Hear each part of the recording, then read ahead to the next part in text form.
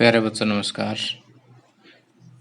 इस video lecture में हम 10वीं कक्षा के गणित का चैप्टर 15 प्रायिकता का उदाहरण नंबर 9, 10, 11, 12 व 13 तक करेंगे। तो इस वीडियो में हम इस चैप्टर के सभी उदाहरण सॉल्व करेंगे। इससे जो आप प्रश्नावली 15.1 के सभी सवाल जो है हल करने में सक्षम हो जाएंगे। तो आइए देखते हैं उदाहरण नंबर 9 में क्या कहा है कि हरप्रीत दो भिन्न भिन्न सिक्कों को एक साथ उछालती है। मान लीजिए कि एक सिक्का 1 रुपये का है और दूसरा सिक्का 2 रुपये का है। इसकी क्या प्रायिकता है कि वह कम से कम एक चित्त प्राप्त करेगी। तो देखिए कि पिछले 2 लेक्चर्स में हम एक फार्मूले का यूज कर रहे हैं। किसी भी घटना की प्रायिकता क्या होती है? ई के अनुकूल परिणामों की संख्या, ए के अनुकूल परिणामों की संख्या डिवाइड बाय प्रयोग के सभी संभव परिणामों की संख्या। ओके, तो ये इसी फार्मूले पे सारे सम चलेंगे। अभी देखिए क्वेश्चन समझते हैं हम कि यहाँ कहते हैं कि दो सिक्के, एक 1 रुपये का सिक्का, एक 2 रुपये का सिक्का एक साथ उछाला जाता है। इसकी क्या प्रायिकता है कि वह कम से कम एक चित्त प्राप्त करेगी। देखिए 2 सिक्के उछालते हैं तो या तो दोनों पे हेड आएगा, या पहले पे हेड आ जाए दूसरे पे टेल आ जाए, या पहले पे टेल आ जाए दूसरे पे हेड आ जाए, या दोनों पे टेल आए। ठीक, ये चित्त है और ये पट है। टी पट है और एच चित्त है, याद रखना इसको। तो कम से कम एक चित्त, कम से कम एक चित्त यानी कम से कम एक चित्त यानी कम से कम एक एच यहाँ भी है, यहाँ भी है, यहाँ भी है। तो कम से कम एक चित्त के 3 अनुकूल परिणाम हैं और कुल संभव परिणाम कितने हो गए? 1, 2, 3, 4। कुल संभव परिणाम कितने हैं?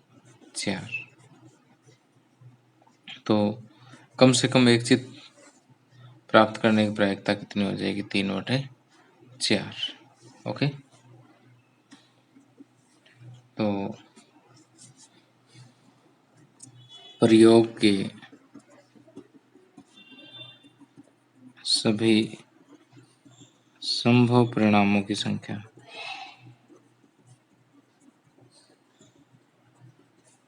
बराबर 4। बता भी दो कौन कौन से? H H, H T, T H और टी टी। ओके, और एक चित्त प्राप्त करने का अनुकूल परिणाम, एक चित्त प्राप्त करने के अनुकूल परिणाम। एक चित्त प्राप्त करने के अनुकूल परिणाम कितने हैं? 1, 2, 3 है। और P एक कम से कम, ये था कम से कम एक चित्त, कम से कम एक चित्त प्राप्त करने का अनुकूल परिणाम 3 है। तो P कम से कम एक चित्त प्राप्त करना। कम से कम एक चित्त प्राप्त करने की प्रायिकता कितनी हो जाएगी? अनुकूल बटे कुल संभव 3/4 हो जाएगी। ये फार्मूला आपने इसकी सीध में लिखना, जहाँ आप फार्मूला अप्लाई कर रहे हो उसकी सीध में हर एक सवाल में ये फार्मूला आपने लिखना है। ठीक, आगे प्रश्न नंबर 10। प्रश्न नंबर 10 और 11 पे अगर आप ऊपर देखोगे तो एक स्टार लगा हुआ। स्टार का अगर फुट नोट देखोगे तो ये लिखा होगा कि यह परीक्षा की दृष्टि से नहीं है। लेकिन मैंने एनसीईआरटी बुक के बहुत सारे ऐसे क्वेश्चन देखे हैं कि जिन पे इस तरह के स्टार लगा करके नीचे लिख दिया गया कि परीक्षा की दृष्टि से नहीं है, या ये प्रश्नावली परीक्षा की दृष्टि से नहीं है, लेकिन उन्हीं एक्सरसाइजेज में से परीक्षा में सवाल पूछ लिए जाते हैं अक्सर। तो इसलिए मुझे नहीं लगता कि आपको कुछ आसान सवालों के लिए ऐसा रिस्क लेना चाहिए कि आप उसे छोड़ दो और फिर पेपर में ना आए। तो मैं तो यही सलाह दूंगा कि ऐसे सभी क्वेश्चन आप एनसीईआरटी बुक के जरूर कर लें। तो आइए क्वेश्चन देखते हैं कि एक म्यूजिकल चेयर खेल में जो महिला संगीत बजा रही थी, उसे सलाह दी गई कि वह संगीत प्रारंभ करने के बाद 2 मिनट के अंदर कभी भी संगीत बंद कर दे। इसकी क्या प्रायिकता है कि संगीत प्रारंभ के पहले आधे मिनट के अंदर बंद हो जाएगा। देखिए कि इस समय को हम एक संख्या रेखा पर डिनोट कर लेते हैं। मान लीजिए यहाँ समय 0 है, या 1 मिनट है, या 2 मिनट है। अब देखो म्यूजिकल चेयर गेम तो आपको पता ही है क्या होता है कि जैसे अगर मान लीजिए 10 खिलाड़ी है तो हम यहाँ पर क्या करते हैं, पहले 9 चेयर रखते हैं और यहाँ इसके चारों तरफ लोग घूमते हैं। फिर एक संगीत बजता है और संगीत बंद होते ही सारे लोग क्या है कि इन कुर्सियों को ऑक्यूपाई यानी इन कुर्सियों में बैठने की कोशिश करते हैं। तो 9 लोग तो बैठ जाएंगे, लेकिन एक बचेगा, वो आउट हो जाएगा, और एक कुर्सी भी साथ में निकाल देते हैं। तो इसी तरह से फिर संगीत बजता है, फिर कुर्सियाँ 8 रहेगी, लोग 9 रहेंगे। ठीक उसी तरह से हर बार क्या है कि एक कुर्सी कम होती है और इसके चारों तरफ खेलने वाले लोग ज़्यादा होते हैं। तो हर बार क्या होता है कि एक आदमी आउट होता जाता है, जो लास्ट में जो बचेगा वो जीतेगा। तो हमें इस गेम से अभी कोई लेना देना नहीं है, लेकिन जो आया है उसके से मैंने बता दिया है। तो उसमें जो संगीत बजता है वो 2 मिनट में कभी भी बंद हो सकता है कि शुरू होते ही 1 सेकंड बाद में बंद हो जाए, हो सकता है कि पूरे 2 मिनट बाद में बंद हो सकता है कि 1 मिनट बाद में बंद हो। तो ये कहता है कि इसकी क्या प्रायिकता है कि संगीत प्रारंभ होने के पहले आधे मिनट के अंदर बंद हो जाए, यानी यहीं बंद हो जाए, यहाँ तक कहीं भी, यानी इस भाग में। तो देखिए कुल जो सभी संभव परिणाम है वो तो संख्या रेखा का ये पूरा का पूरा भाग है। सभी संभव परिणाम जो है इस संख्या रेखा का 2 तक भाग है, और पहले आधे मिनट में बंद होना ये जो आधा भाग है 1/2 भाग है, यहाँ तक ये क्या है, अनुकूल परिणाम है। अनुकूल तो हो गया 1/2 और सभी संभव हो गए 2 परिणाम। तो इसकी प्रायिकता क्या बनेगी, 1/2 डिवाइड बाई 2, यानी 1/2 गुणा में डिवाइड बाई 2 है तो 1/2, यानी 1/4 बनेगी। ठीक, तो 1/4 इसका आंसर आ जाएगा। तो देखिए अब लिखेंगे क्या कि यहाँ सभी संभव परिणाम 0 से 2 तक सभी संख्याएं हैं, 0 से 2 तक सभी संख्याएं हैं जो कि संख्या रेखा पर 0 से 2 तक का भाग है, जो कि संख्या रेखा पर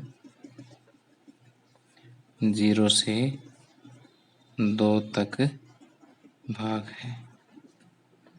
और पहले आधे मिनट में संगीत बंद होने की घटना, माना घटना ई जो है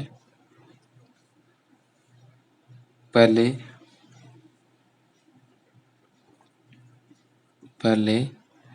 आधे मिनट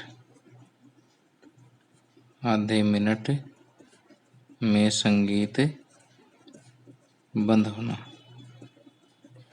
ठीक, तो ई के अनुकूल परिणाम बराबर संख्या रेखा पर 0 से 1/2 तक भाग। तो अब देखिए पी ई क्या होगा, ऊपर सूत्र लिखने के बाद ये लिखोगे, उसके बाद आप इस तरह सोल्व करके इसको 1/4 लिख दीजिएगा। ठीक, आगे उदाहरण नंबर 11। एक लापता हेलीकॉप्टर के बारे में सूचना मिलती है कि वह आकृति में दर्शाए गए आयताकार क्षेत्र में कहीं गिर गया है। इसकी क्या प्रायिकता है कि वह आकृति में दर्शाई गई झील में गिरा है। तो देखिए कि यहाँ पर ये एक आयताकार क्षेत्र है, इसमें कहीं हेलीकॉप्टर गिर गया है और यहाँ पर ये एक आपको झील दिखाई गई है। तो यहाँ इनके माप दे रखे हैं। हमें ये प्रायिकता ज्ञात करनी है कि हेलीकॉप्टर दर्शाई गई झील में गिरा है। तो अनुकूल परिणाम तो क्या है? सभी संभव परिणाम तो ये है कि इस पूरा आयत का क्षेत्रफल और झील में गिरने की घटना का अनुकूल क्या है?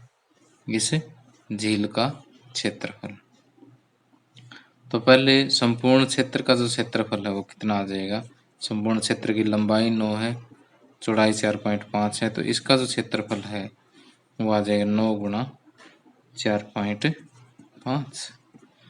तो ये 9 को 4.5 से गुणा करेंगे तो ये आएगा 40.5 किलोमीटर में है तो स्क्वायर किलोमीटर। अब झील की लंबाई देखिए कितनी पड़ेगी। यहाँ से ये पूरा 9 है, इधर 6 दे रखा है, तो 6 और 3 9, ये 3 किलोमीटर हो गया। और ये 4.5 और ये 2 है, तो ये इधर हो गया 4.5 में से 2 माइनस करेंगे 2.5 किलोमीटर। तो झील का जो क्षेत्रफल आएगा वो 3 गुणा 2.5, तो 3 गुणा 2.5 ही आएगा 7.5 स्क्वायर किलोमीटर।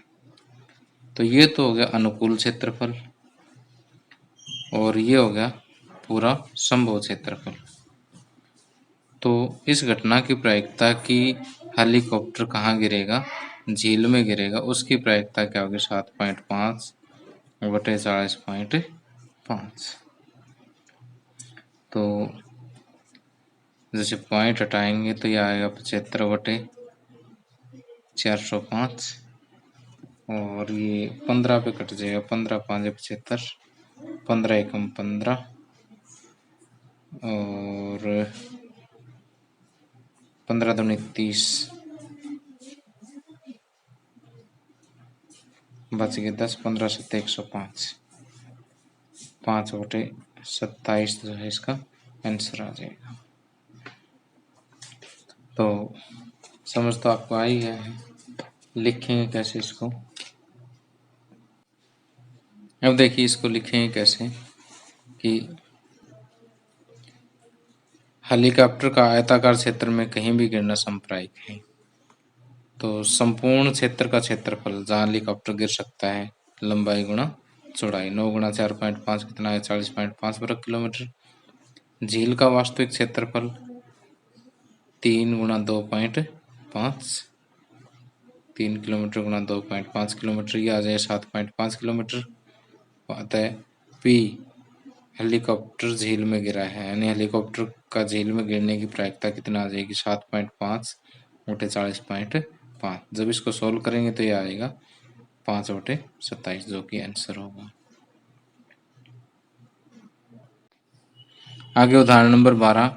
एक डिब्बे में 100 कमीजें हैं जिसमें से 88 अच्छी हैं तथा 8 में थोड़ी सी खराबी है और 4 में अधिक खराबी है। एक व्यापारी जिम्मी वे ही कमीजें स्वीकार करता है जो अच्छी हैं, जबकि एक अन्य व्यापारी सुजाता उन्हीं कमीजों को अस्वीकार करती है जिनमें खराबी अधिक है। इस डिब्बे में से एक कमीज को यादृच्छा रूप से निकाला जाता है। इसकी क्या प्रायिकता है कि वह कमीज जिम्मी को स्वीकार हो, सुजाता को स्वीकार हो? देखिए कुल कमीजें कितनी हैं? 100। इसमें से अच्छी कितनी है? 88। थोड़ी खराब है 8 और अधिक खराब है 4। तो अब जिम्मी वे ही कमीजें स्वीकार करता है जो अच्छी है। तो सभी संभव परिणाम तो है 100 और जिम्मी के अनुकूल क्या है? 88, क्योंकि जिम्मी तो सिर्फ 80 स्वीकार करेगा। तो 88 है, तो 88 इसके अनुकूल हो गए। कुल कितने हो गए? 100 हो गए। या सभी संभव कितने हो गए? 100 हो गए। तो जिम्मी किसी शर्त को स्वीकार करेगा, उसकी प्रायिकता क्या है? 88/100 है। और सुजाता उसको स्वीकार करेगी। सुजाता देखो, सिर्फ जबकि एक अन्य व्यापारी सुजाता 19 कमीजों को अस्वीकार करते जिसमें खराबी अधिक है। जो अधिक खराबी है उनको अस्वीकार करेगी, बाकी थोड़ी खराबी वाले भी ले लेती हैं।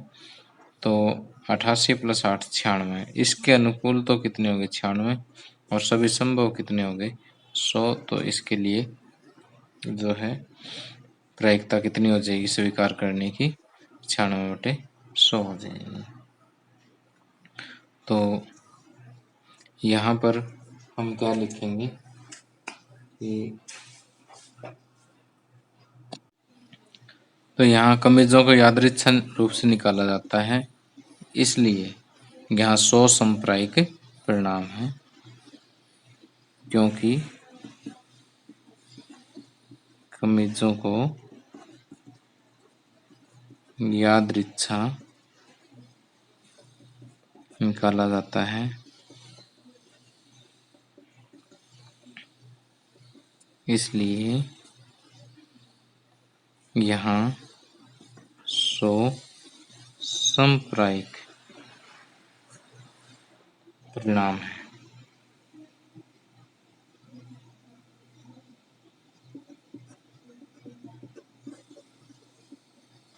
ये लाइन लिख करके उसके बाद सभी संभव परिणामों की संख्या, सभी संभव परिणामों की संख्या होगी 100। और जिम्मी के अनुकूल परिणामों की संख्या, जिम्मी के अनुकूल परिणामों की संख्या क्या है? 88। जिम्मी को स्वीकार है के अनुकूल 88। और इसलिए P जिम्मी को स्वीकार होगी। इस घटना की प्रायिकता क्या होगी? 88/100। अब दूसरे में सुजाता के अनुकूल परिणामों की संख्या, सुजाता के अनुकूल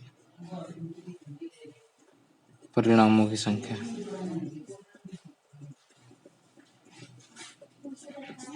बराबर 96।